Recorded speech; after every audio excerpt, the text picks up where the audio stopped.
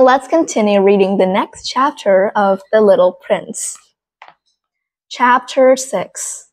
Oh, little prince, bit by bit I came to understand the secrets of your sad little life.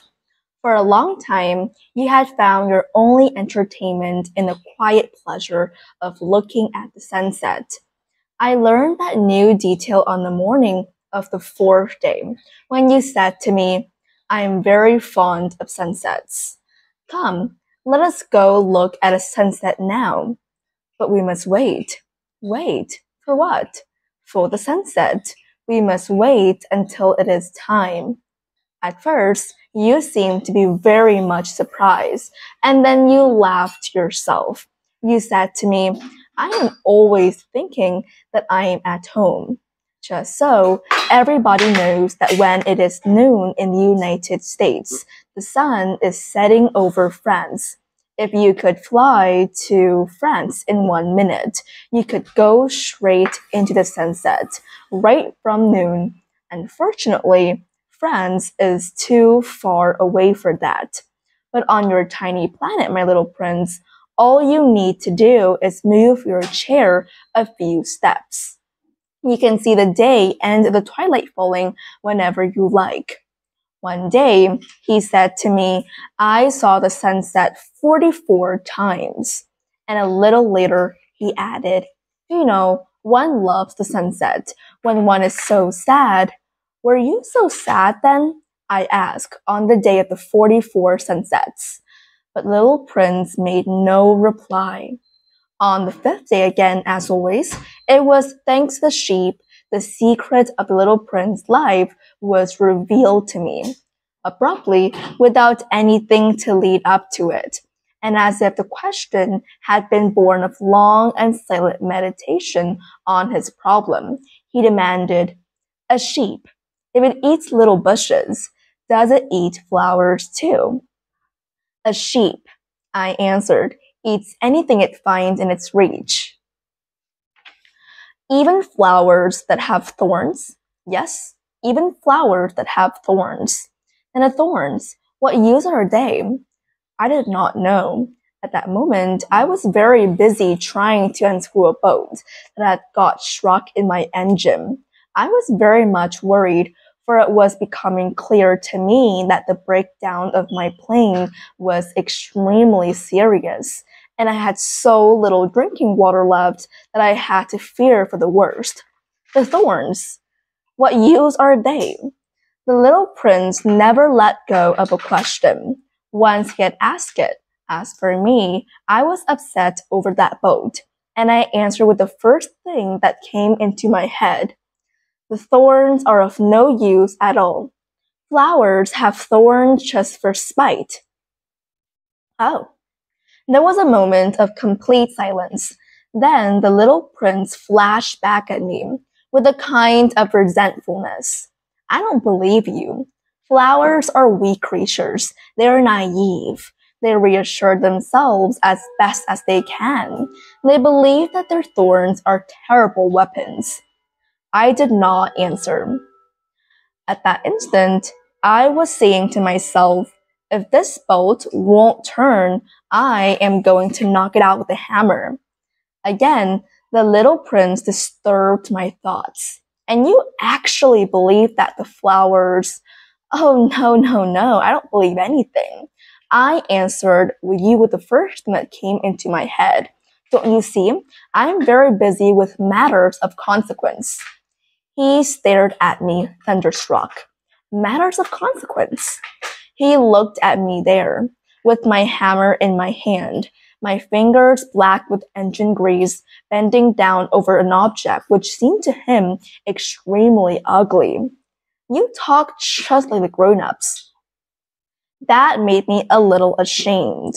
But he went on relentless.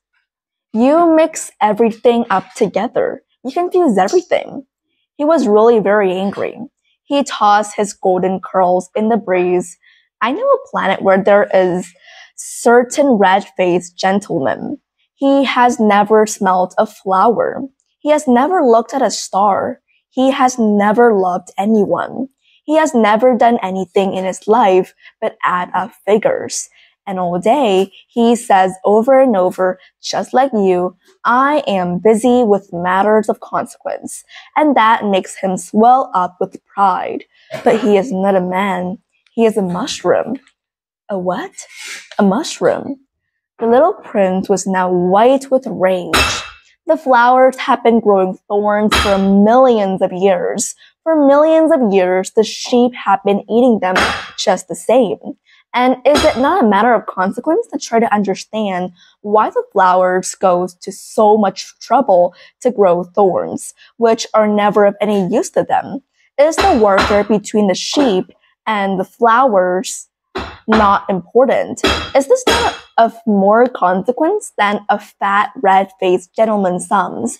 And if I know, I myself, one flower which is unique in the world, which grows nowhere but on my planet, but which one little sheep can destroy in a single bite some morning, without even noticing what he is doing. Oh, you think that's not important? His face turned from white red as he continued. If someone loves a flower of which just one single blossom grows in all the millions and millions of stars, it is enough to make him happy just to look at the stars. He can say to himself, somewhere my flower is there. But if the sheep eats the flower, in one moment all his stars will be darkened. And you think that's not important? He could not say anything more. His words were choked by sobbing. The night had fallen. I had let my tools drop from my hands. Of what moment now was my hammer, my bolt, or thirst, or death? On one star, one planet, my planet, the earth, there was a little prince to be comforted. I took him in my arms and rocked him. I said to him, the flower that you love is not in danger. I will draw you a muzzle for your sheep. I will draw you a railing to put around your flower. I did not know what to say to him. I felt awkward and bluttering. I did not know how I could reach him, where I could overtake him, and go on hand in hand with him once more. It is such a secret place, the land of tears. I just found out something. I actually finished both chapter 6 and 7. Like, chapter 6 is extremely short. So yes, we can continue with chapter 8 then. Chapter 8. Soon, I learned to know this flower better. On the Little Prince planet, the flowers had always been very simple. They had only one ring of petals. They took up no room at all. They were a trouble to nobody. One morning they would appear in the grass, and by night they would have faded peacefully away. But one day, from a seed blown from no one knew where, a new flower had come up, and the little prince had watched very closely over this small sprout, which was not like any other small sprouts on his planet. It might, you see, have been a new kind of baobab. The shrub soon stopped growing and began to get ready to produce a flower. The little prince, who was present at the first appearance of a huge bud, felt at once that some sort of miraculous apparition must emerge from it. But the flower was not satisfied to complete the preparation for her beauty in the shelter of her green chamber. She chose her colors with the greatest care. She dressed herself slowly. She adjusted her petals one by one. She did not wish to go out into the world all rumpled, like the field poppies. It was only in the full radiance of her beauty that she wished to appear. Oh yes, she was a coquettish creature, and her mysterious adornment lasted for days and days. And one morning, exactly at sunrise, she suddenly showed herself. And after working with all this painstaking precision, she yawned and said, I am scarcely awake. I beg that you will excuse me. My petals are all disarranged. But the little prince could not restrain his admiration. Oh, how beautiful you are. Am I not? The flower responded sweetly, and I was born at the same moment as the sun. The little prince could guess easily enough that she was not any too modest, but how moving and exciting she was.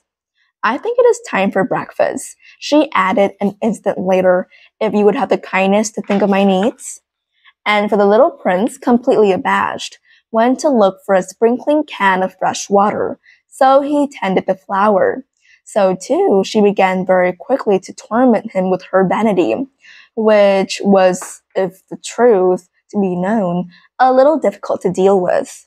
One day, for instance, when she was speaking of her four thorns, she said to the little prince, "Let the tigers come with their claws." "There are no tigers on my planet," the little prince objected. "And anyway, tigers do not eat weeds. I am not a weed," the flower replied sweetly. "Please excuse me. I am not at all afraid of tigers," she went on, "but I have a horror of draught. I suppose you won't have a scream for me." "A horror of draught. That is bad luck for a plant," remarked the little prince, and added to himself, "This flower is a very complex creature. At night, I want you to put me under a glass globe. It is very cold where you live, in the place I came from." But she interrupted herself at that point. She had come in the form of a seed. She could not have known anything of any other worlds. Embarrassed over having let herself be caught on the verge of such a naive untruth, she coughed 2 or 3 times in order to put the little prince in the screen. "I was just going to look for it when she spoke to me." Then she forced her cough a little more so that he should suffer from remorse just the same. So the little prince, in spite of all the goodwill that was inseparable from his love, had soon come to doubt her. He had taken seriously words which were without importance, and it made him very unhappy. "I ought not to have listened to her," he confided to me one day. "One never ought to listen to the flowers. One should simply look at them and breathe their fragrance. Mine perfumed all my planet, but I did not know how to take pleasure in all her grace. This tale of claws, which disturbed me so much, should only have filled my heart with tenderness and pity." And he continued his confidences. "The fact is that I did not know how to understand anything. I ought to have judged by deeds and not by words. She cast her fragrance by her radiance over me. I ought never to have run away from her. I ought to have guessed all the affection that lay behind her poor little stratagems. Flowers are so inconsistent, but I was too young to know how to love her." So I've read 3 chapters, 6, 7, and 8.